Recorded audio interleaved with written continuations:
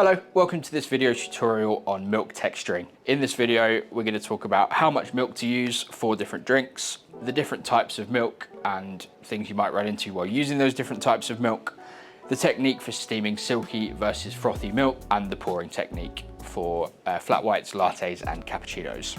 So the first thing we'll talk about is fat content in different types of milk. Something you may get asked quite a lot in the coffee industry is for a skinny version of a drink. And what the customer means by that is a milk type that has a lower fat content. Each of these milks will react slightly differently to the process of texturing because of the fat and the protein content. Also worth mentioning are plant-based or alternative milks, all sorts of different types, and they will all react slightly differently to cow's milk. Next thing we'll talk about is the amount of milk that we'll use in our different drinks. Usually different cup sizes will have a jug size that goes alongside the size of that mug. So this 8-ounce cup would be for our flat whites, and then this slightly larger 10-ounce cup would be for our cappuccinos, lattes, mochas, americanos, etc. We're going to be making a flat white, so we've got our small 8-ounce mug and our small jug. The amount of milk that we put into the jug is always going to come up to just cover the bottom line of the spout inside the jug. The first thing we want to do is purge the steam wand, so we're getting rid of any leftover water that's in the pipes there.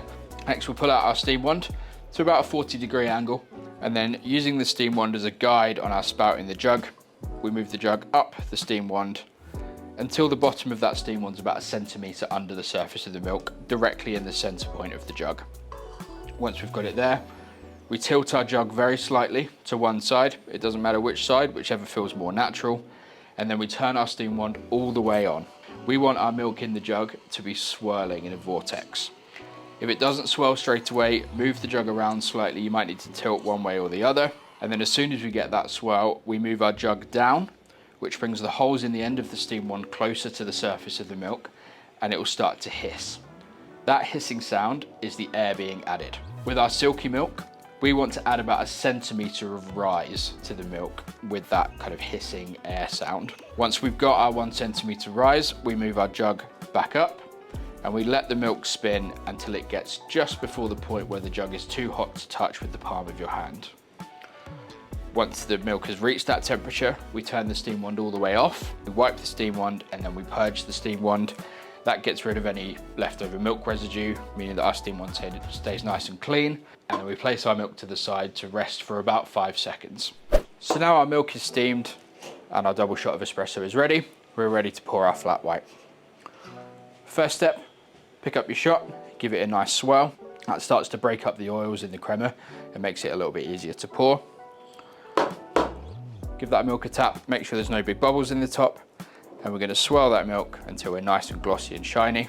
When we start to pour, tilt your espresso mug to about 45 degrees, and we're going to start pouring from about 1 inch above the rim of the cup, around in a nice steady circular motion. And then right at the end, we drop down nice and close, and that layers our foam, and we can pour our nice latte art. So now we'll talk about our frothy milk that we would use for our cappuccinos. The first step is to use a little bit less milk than you would with the silky milk. We're aiming to double the volume of milk in the jug.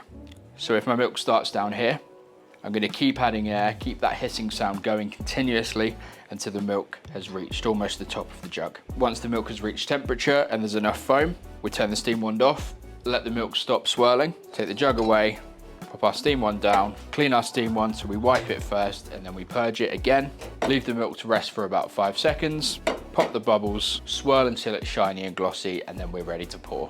First thing we want to do is swirl our espresso so that the crema is as high up the walls of the mug as we can possibly get it. We want to tilt our mug so that the espresso is almost pouring out of the side, and we go side on with the jug to the mug and we pour as close as we possibly can in the middle of the mug, filling up until we've got a slight dome over the top of the mug.